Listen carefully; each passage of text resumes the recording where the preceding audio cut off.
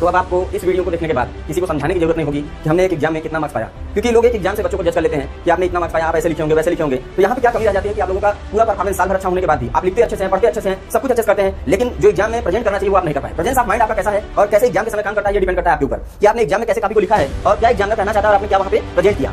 आप बहुत कुछ पढ़ लेते हैं, सारी जानकारी होने के बाद भी क्या होता है कि लोग जब रिजल्ट आता है उससे आपको जज कर लेते हैं, जबकि आपने साल भर अच्छे से पढ़ा है, सारी चीजें आपने की हैं, मात्र कुछ मिस्टेक्स की वजह से आप छूट जाते हैं, बहुत से लोगों से पीछे छूट जाते हैं। क्यों छूट जाते हैं और इसको कैसे करेक्शन किया जाए, क्या इसका कोई उपाय है? बहुत सारे उपाय हैं और आप खुद कर सकते हैं। बस एक स्ट्रेटजी फॉलो करो कि आप कॉपी कैसे लिखोगे। सभी चीजों को पढ़ने के बाद भी होता क्या है कि एग्जाम में जब हम बैठते हैं तो प्रश्न को देखने के बाद जो उसका आंसर है ब्लैंक सा रह जाता है। क्यों रह जाता है उसका रीजन बात करेंगे। चलिए वीडियो में तक बने रहिए। Hi, this is Gopal sir and welcome to education. चलिए बात करते हैं कि आप लोग एग्जाम में लिखते कैसे हैं। जो एग्जाम की कॉपी आती है, एग्जाम की कॉपी होती है बेटा, तो आप लोग क्या करते हो कि पहले बहुत सारी प्रैक्टिस घर पे कर लेते हैं, रिलेटिव बता देते हैं ऐसे लिखना, ये करके जाना, वो करके जाना, फिर भी आप कहीं ना कहीं पीछे हो जाते हो। उसका रीजन क्या होता है कि आपने कभी समझा?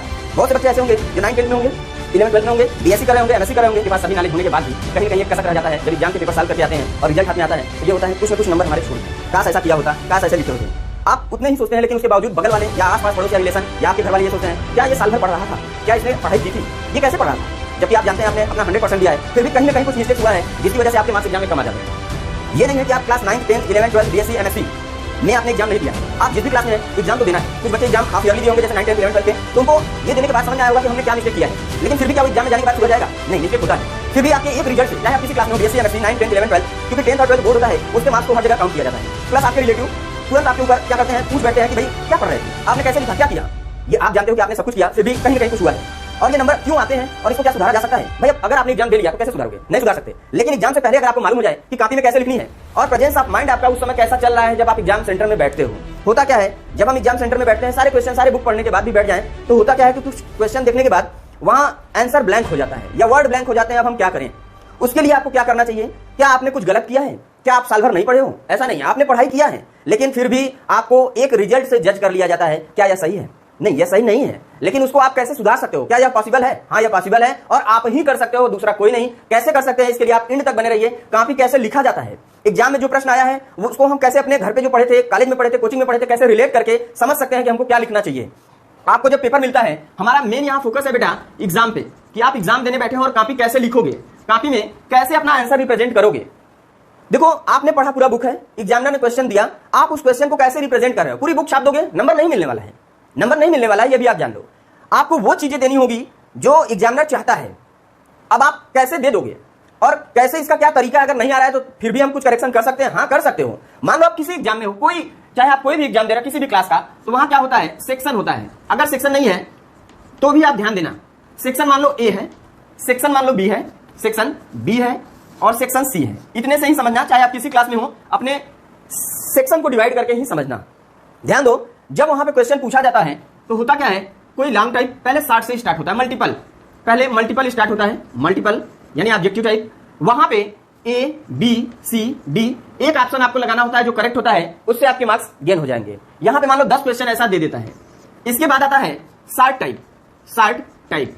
अब इसको कैसे लिखेंगे? शार्ट टाइप वाले में इसमें दे दिया 50 वर्ड या फिर 100 वर्ड या फिर 200 वर्ड, यही होगा। एक आता है long type, long type, long type भाई आपके एग्जाम के अकॉर्डिंग सेट होता है। भाई हो सकता है आप जिस क्लास में उसके अकॉर्डिंग सेट हो, 300 वर्ड का हो सकता है, 500 वर्ड का हो सकता है, 800 वर्ड का हो सकता है। ये कैसे आप करेंगे? यही चीजें आपके हर सेक्शन में मिलने वाली हैं। ये हो गया क्वेश्चन नंबर फर्स्ट से शुरू है, ये क्वेश्चन सेकंड है, ये क्वेश्चन थर्ड है। देखो बेटा, होता क्या है कि हम एग्जाम दे के आते हैं और हमको रिजल्ट आने के बाद लोग जज कर लेते हैं कि आपने कहीं ना कहीं गड़बड़ी किया था, साल भर मोबाइल चला रहे थे, पढ़ता तो था नहीं। अगर वहीं पे आप 90 क्रॉस कर जाते हो परसेंटेज, तो लोगों के माइंड में होता है नहीं बेटा पढ़ रहा था, लेकिन आपके माइंड में होता है थोड़ा सा ऐसा किए होते, थोड़ा सा इस प्रश्न को हम और सॉल्व किए होते हैं तो शायद हम 99 पहुंच जाते, 98 पहुंच जाते। 98 99% पहुंचने के लिए कैसे आपको मेहनत करना चाहिए, कैसे कॉपी लिखनी चाहिए, मैटर ये करता है कि अब आपको कोई जज ना करे। आप चाहे क्लास 9th में हो, 10th में हो, 11th में हो, 12th में हो, बीएससी के किसी सेमेस्टर में हो या एमएससी में हो, अब ये अगर इन तक देख रहे हैं तो आपको कोई जज नहीं करेगा आपके एग्जाम से और आपके एक रिजल्ट से। देखो, आपको करना क्या है बच्चा, ये जो ऑब्जेक्टिव है, ये जब आपने पढ़ा था तो आपने देखा होगा कि उसको वहां पे कुछ नहीं करना है। भाई आपके पास अगर उसका आंसर है तो सही, नहीं है तो गलत। लेकिन इन सबको फॉलो करने के साथ साथ एग्जाम, आपकी जो बोर्ड की एग्जाम होती है बच्चा, बोर्ड एग्जाम में माइनस मार्किंग नहीं चलता। कुछ बच्चे क्या करते हैं, क्वेश्चन छोड़ के चले आते हैं और कुछ बच्चों से क्वेश्चन छूट जाता है, ये भी प्रॉब्लम है। कुछ छोड़ के चले आते हैं और कुछ से छूट जाता है, ये भी दूर हो जाएगा, लेकिन आपको ध्यान से समझना होगा कैसे दूर होगा। अब आप मल्टीपल टाइप 10 है, 10 आप लगा के आइए ना, क्यों आप छोड़ रहे हैं? होता क्या है कि first impression is last impression. अगर आपने इंप्रेशन पहला जो है अच्छा दे दिया, भाई आप किसी स्कूल में गए, पहले दिन ही मारपीट झगड़ा झंझट कर ले तो आपका इमेज वही बन जाता है। लेकिन आप जब पहले दिन से ही गुरु के चरणों में समर्पित हो जाएं तो आपका इमेज अलग बन जाता है, होता है ना। तो उसको कैसे आपको एग्जाम में रिप्रेजेंट करना है, प्रेजेंस ऑफ माइंड एग्जाम के समय आपकी कैसी चलने वाली है जिससे आप 100 में 100 ला सकते हैं। क्या यह पॉसिबल है? हाँ पॉसिबल है, ये आप कर सकते हैं। कैसे करेंगे? अब आपको क्या करना है, ये 10 क्वेश्चन अगर आपका मल्टीपल है तो आप 10 करें, लेकिन यह ध्यान दें इसमें आपको 10 अगर आ रहा है तो आप 10 करके ही आए। ये मत सोचिए कि हमको ये नहीं आ रहा है फिर भी आप लगाइए। ध्यान दीजिए कि आप सेक्शन जब एग्जामिनर बैठता है तो बहुत सारी कापियां, 1000, 2000, 10,000, 5,000 कापियां आती रहती हैं, वो जांचता रहता है, उसका दिमाग इरिटेट हो जाता है। अगर बच्चे कहीं यहां सेक्शन सी का चौथा क्वेश्चन स्टार्ट कर लिए, क्वेश्चन नंबर 4 स्टार्ट कर लिए, सेक्शन सी का 4 स्टार्ट किया, तब तक सेक्शन बी में आ गए 3rd क्वेश्चन पे, सेक्शन ए में आ गए दूसरे क्वेश्चन पे, तो ये पैटर्न अगर आप लगाएंगे तो आप भी उन बच्चों की तरह पीछे हो जाएंगे नंबर में। हमेशा ध्यान दीजिए, हाँ हम मानते हैं कि होता है, कहा जाता है कि अगर आपको चौथा आ रहा है तो यहां से स्टार्ट करिए, ठीक है आप यहां से स्टार्ट करिए, लेकिन आप सेक्शन सी अगर वहां स्टार्ट करने जा रहे हैं तो पहले आप कॉपी पे लिख दीजिए सेक्शन कौन सा है, सी है। सी में अब आप इतना तो पढ़े होंगे बच्चा, अभी नहीं तो बाद में ये क्वेश्चन करेंगे, तो क्यों ना आप पहले से स्टार्ट करें, फिर दूसरा फिर तीसरा। अगर सेक्शन में तीनों करने हैं और ये आ रहा है तो इसको स्टार्ट करिए, फिर ये नहीं आ रहा है फिर भी आप ध्यान दीजिए जिस सेक्शन को आपने उठाया है उस सेक्शन का ही क्वेश्चन उठाइए। जैसे क्वेश्चन नंबर 1 नहीं आ रहा है, आपको 4th आ रहा है, चलिए क्वेश्चन नंबर 4 सेक्शन सी का 4th, फिर सेक्शन सी से 2nd, फिर 3rd, फिर 1st, ऐसे आपने मान लो कर लिया। लेकिन सेक्शन वहीं डाल के वहीं पे आप चलिए, इस सीरियल को मत बिगाड़िए, क्योंकि यहीं से एग्जामिनर इरिटेट होता है और काफी अच्छा होने के बावजूद कुछ ना कुछ मार्क्स कम कर देता है। क्या हैंडराइटिंग से इफेक्ट पड़ सकता है? हैंडराइटिंग से इफेक्ट पड़ता है, जरूर पड़ता है, लेकिन आपका ऐसा राइटिंग हो कि सामने वाला समझ जाए तो इफेक्ट नहीं पड़ेगा। बस इतना कोशिश करिए कि आपके हैंडराइटिंग में ऐसी चीजें हो जो एग्जामिनर पकड़ ले, आपके हैंडराइटिंग में समझ में आता हो, वर्ड समझ में आता हो, वर्ड समझ में आ रहा है तो आप पकड़ा सकते हैं एग्जामिनर को। आप ये करिए। इसके बाद इस क्वेश्चन को मान लो आपने उठाया चौथे क्वेश्चन को, तो यहां पे ये ध्यान दीजिए ये लॉन्ग टाइप है या शॉर्ट टाइप है, टाइम ना गवाइए, क्योंकि बहुत से बच्चे टाइम गंवाने में रह जाते हैं। मान लो ये दूसरा क्वेश्चन है शॉर्ट टाइप का, ये शॉर्ट टाइप का है और इनको बहुत अच्छा आता है, बहुत अच्छा आता है, इसी में 3-4 पेज लेके चले गए। बस आपको ये ध्यान देना है कि ये कितने वर्ड का है, 50 वर्ड, 100 वर्ड, यानी 50 या 100 या 200 कितने वर्ड्स के हैं, ये आप देख के कॉपी में लिखेंगे। अगर आप बहुत अच्छे से पढ़ाई किए हो तब तो बहुत अच्छी बात है, आप फुल मार्क्स गेन करने के लायक हैं, क्योंकि एग्जाम में क्वेश्चन छोटे तो आना ही नहीं है पहली बात। तो आप क्यों ना यहां से स्टार्ट करें सेक्शन ए से, और फर्स्ट करें, सेकेंड करें, थर्ड करें। फर्स्ट का जो रूल है वो फॉलो करें कि मल्टीपल टाइप का आपको क्वेश्चन यहां पे लिख देना है, आंसर में ए बस या बी जो भी सही है वो लिख दीजिए, बस बात खत्म। फिर आ जाइए सेक्शन ए में ही दूसरा क्वेश्चन अगर यहां पे दिया है शॉर्ट टाइप का, शॉर्ट टाइप का है, कितने वर्ड है, 50 to 100 वर्ड है, 50 to 100 वर्ड, यानी 50 से 100 शब्द के बीच में होनी चाहिए आपके आंसर। अब आप कोशिश करो कि 50 से 100 वर्ड के अंदर आपके एडजस्ट होने चाहिए। एक लाइन में आपके कितने वर्ड आते हैं, ये घर पे जब पढ़ाई करते हो तो नोट्स जब लिखते हो बच्चा, तो ये आप कोशिश किया करो कि आपने एक लाइन में कितने वर्ड, 5 से 8 वर्ड बच्चों के एडजस्ट होते हैं एक लाइन में। तो आप एक बार काउंट कर लीजिए, उसी के अकॉर्डिंग आप लाइन वहां भरिए, और ये मत करिए कि आप अब एक वर्ड काउंट करते चलें। जब घर पे आप प्रैक्टिस करेंगे तो एक पेज में आपको समझ में आ जाएगा कि आपने 100 वर्ड लिखा है या 50 वर्ड, तो उसके अकॉर्डिंग अगर आपने एक पेज में आंसर दे दिया, जैसे ये शॉर्ट टाइप का आंसर है और आप भरना शुरू कर दिए, तो आप ऐसा मत करिए ना। इस शॉर्ट टाइप के आंसर को जब आपको पूरे अच्छे ढंग से याद है तो उस क्वेश्चन को यहाँ क्वेश्चन लिखिए, क्वेश्चन नंबर कितना है, फर्स्ट या सेकेंड, फिर यहाँ आंसर डाल दीजिए।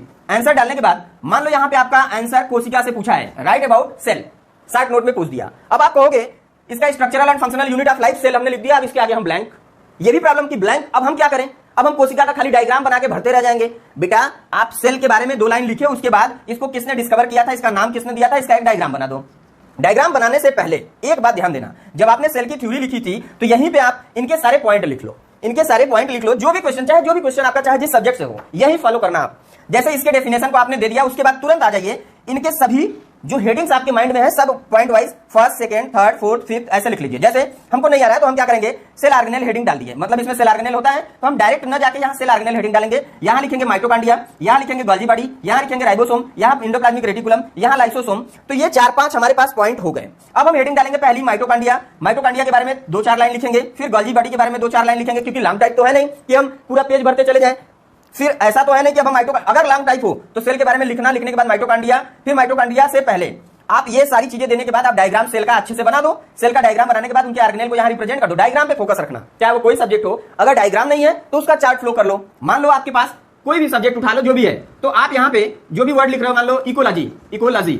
अब इकोलॉजी में हमको क्या क्या पढ़ना है, ऐसे कर दो, ऐसे कर दो, ऐसे कर दो। चार्ट पहले क्वेश्चन का क्वेश्चन देने के बाद आंसर, इसका डेफिनेशन, फिर ये चार्ट बना दो। चार्ट बना के लिख दो, इसमें पॉपुलेशन है, पॉपुलेशन के बाद पॉल्यूशन है, फिर इकोसिस्टम है। अब इस पॉपुलेशन के बारे में थोड़ा इधर कर दो, इधर कर दो, और इसके बाद पॉपुलेशन हेडिंग डाल दो, पॉल्यूशन हेडिंग डाल दो, इकोलॉजी हेडिंग डाल दो, इकोसिस्टम हेडिंग डाल दो। एक एक करके सिस्टम से आइए और 300 वर्ड आसानी से भर जाएंगे जब लॉन्ग टाइप रहेगा। शॉर्ट टाइप में हमने क्या बोला कि ये इसकी 10-5 लाइन की आपने क्या दी, डेफिनेशन दी। उसके बाद तुरंत आपको क्या करना है, इनके सारे ऑर्गेनेल के बारे में लिख देना है। फिर इसका एक डायग्राम बना दो, यानी सेल का एक डायग्राम बना दो, और इनसे जितने ऑर्गेनेल है सब ऑर्गेनेल को लिख दो और इन्हीं ऑर्गेनेल के बारे में 2-2 लाइन लिखते चले जाओ। ये मत करो कि अब इनका भी डायग्राम बना दे, क्योंकि ये शॉर्ट टाइप है। जब ये आएगा लॉन्ग टाइप में तो इन सबका डायग्राम बनाते हुए सबको लिख देना। तो अब आपको क्या करना है कि जब भी आप क्वेश्चन लिखें तो क्वेश्चन सेक्शन वाइज स्टार्ट करें। अगर आपको यहां पहले सेक्शन से क्वेश्चन का आंसर मालूम है, आ रहा है, तो इस सेक्शन से स्टार्ट करिए। इस सेक्शन से पहले क्वेश्चन का अगर आंसर आ रहा है तो पहले से स्टार्ट करिए, दूसरा, तीसरा। अब इस सेक्शन को अगर आप चालू कर दिए हैं तो पहले इसको एंड कर लीजिए, उसके बाद अगला सेक्शन स्टार्ट करिए। होता क्या है, बच्चे एक सेक्शन का क्वेश्चन 2 तो दिए नहीं कि तीसरा सेक्शन स्टार्ट कर दिए, चौथा सेक्शन स्टार्ट कर दिए। पहले एक सेक्शन को कंप्लीट कर लो, फिर दूसरा सेक्शन, फिर तीसरा सेक्शन। सोचो मत, आप पढ़े हो, बहुत अच्छे से पढ़े हो, उसको हेडिंग वाइज अपने ढंग से पहले पढ़ के कॉपी में एक जगह शॉर्ट नोट बना लो, शॉर्ट मटेरियल बना लो, कि अब आपको ऐसे दिमाग में सेट रहेगा और एग्जाम में कैसे लिखना है। पहली बात, ये सारे वर्ड पे फोकस होना चाहिए, कितने वर्ड के कितने क्वेश्चन हैं। दूसरी बात, तीसरी बात, टाइम मैनेजमेंट करके इन सबको करने के बाद अब आप आ जाओ कि कोई क्वेश्चन ऐसा तो नहीं जो मेरा छूट गया है। सेक्शन पे फोकस, क्वेश्चन नंबर पे फोकस। वहां जब भी ध्यान देना, कॉपी लिखना है तो यहां सेक्शन लिखने के साथ साथ सेक्शन ए का क्वेश्चन नंबर फर्स्ट है या सेकंड है, ये जरूर रिप्रेजेंट करना। और इस सेक्शन में कहीं ऐसा गलती से सेक्शन बी का मत घुसा देना, क्योंकि उसी समय आपके नंबर कटने लगते हैं और यहीं से आपका मिस्टेक शुरू हो जाता है। आपको जितना आ रहा है उतना लिखिए, लिखने के बाद अगले पोर्शन पे जाइए। तो ये चीजें आपके माइंड में होनी चाहिए कि आपको कैसे इन चीजों को रिप्रेजेंट करना है बच्चा। अब आप ये लिखने का तरीका अगर जान गए तो आपके नंबर कभी भी कम नहीं हो सकते। और एग्जाम में जब बैठ जाएं तो पेपर आने के बाद एक बार उसे अच्छे से पूरे क्वेश्चन को पढ़ लें, पढ़िए। उसके बाद उन सेक्शन को उठाइए जो आपने अच्छे से पढ़ा हुआ है, वही सेक्शन उठाइए। हम ये नहीं कह रहे कि पहला सेक्शन उठा लो, दूसरा, तीसरा, जो आपके माइंड में अच्छे से आता हो उसको उठाइए, उस सेक्शन को पूरा कंप्लीट कर लीजिए, देन अगले सेक्शन पे बढ़िए। तो ये तो आपको कॉपी लिखना कैसे ये होता है। इसके बाद आप जब पूरी कॉपी लिख लें तो एक बार पूरा मिला लें। मिलाने में आपके ज्यादा समय नहीं जाएगा, थोड़ा समय जाएगा, लेकिन उसके बाद आपको मालूम हो जाएगा कि हर क्वेश्चन में हमने कैसे लिखा है। पॉसिबल हो जिसमें डायग्राम पॉसिबल हो, डायग्राम दीजिए, नहीं चार्ट कोशिश करिए सब में फ्लो कर दें।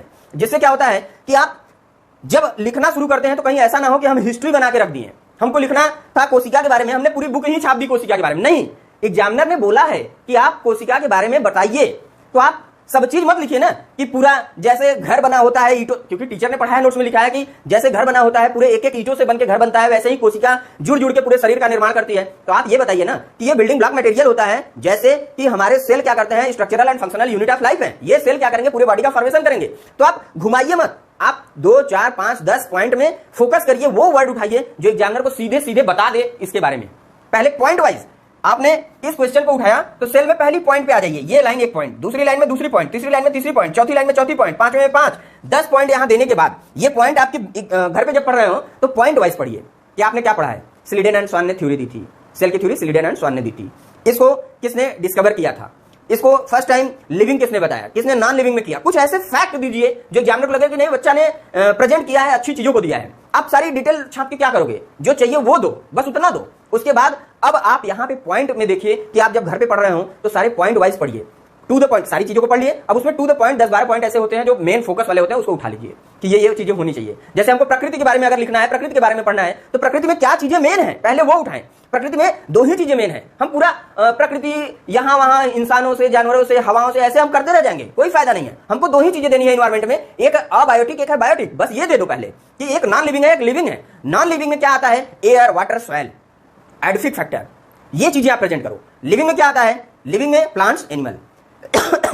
इस ढंग से अगर आप टू द पॉइंट देंगे अगर एग्जामिनर को, तो आपके पास समय भी बहुत बच जाएगा, आप एग्जाम में कॉपी भी लिख लेंगे और अच्छे नंबर गेन करेंगे। इस वीडियो को देखने के बाद आप घर पे कैसे पढ़ रहे हैं ये जरूर कमेंट करके बताइएगा और पॉइंट वाइज पढ़िए। नंबर आपके हम गारंटी लेते हैं कि अगर इस ढंग से आपने रिप्रेजेंट किया तो 95+ आएगा। ये याद रखना, 95+ होगा, माइनस नहीं होगा बेटा। अगर आपने एक एक वर्ड हमारा नोटिस किया और कैसे पढ़ना है, पढ़ने के साथ साथ आप प्रैक्टिस घर पे जब नोट्स बना रहे हैं, नोट्स बनाने के बाद उस टॉपिक को आप एक बार हल करिए, उस टॉपिक को आप एक बार हल करिए, सॉल्व करिए कि आप कैसे इसको रिप्रेजेंट कर रहे हैं। ऐसा ना हो कि आपने इसको लिख दिया, कट्टम किट्टम यहीं पे करने लगे, ऐसा मत करिए। घर पे 4 बार उस क्वेश्चन को प्रैक्टिस कर लीजिए और उसमें एक बार पूरा लॉन्ग टाइप 800 वर्ड में, 500 वर्ड में लिखिए कि हम कितना लिख सकते हैं, इसमें डायग्राम दे सकते हैं और इसके 10 हेडिंग क्या हमको मालूम है, 5 हेडिंग जो आते हैं क्या इसमें मेन मालूम है। सभी क्वेश्चन के कम से कम 4-5 हेडिंग आप लिखिए और उसके बारे में प्रैक्टिस कर लीजिए।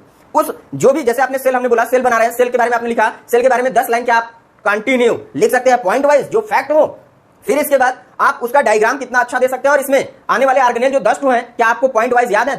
10 ऑर्गेनेल लिखने के बाद एक एक ऑर्गेनेल में क्या आप कम से कम 2-2, 4-4 लाइन लिख सकते हैं? घर पे लिखिए और फैक्ट लिखिए। अब ये माइटोकॉन्ड्रिया मत घुमाइए, माइटोकॉन्ड्रिया कोशिका के अंदर पाया जाता है। अरे भाई ये तो सब एग्जामिनर जानते हैं, सब कोई जानता है कि माइटोकॉन्ड्रिया अगर सेल के अंदर आप पढ़ रहे हो तो सेल के अंदर पाया जाता है।